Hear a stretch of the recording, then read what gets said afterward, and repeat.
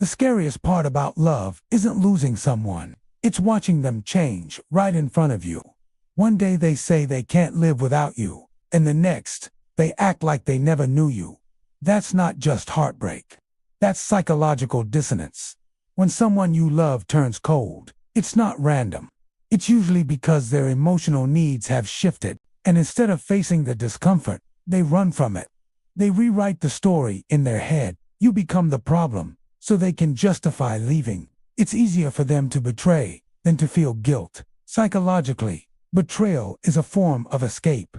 They project their own fears of inadequacy onto you, and hurting you becomes a way to avoid seeing who they've become. It's not love that ends, it's their ability to face their own reflection. So if someone you love suddenly becomes a stranger, remember this: they didn't stop loving you, they just couldn't handle the version of themselves that real love exposed. And that's why they ran.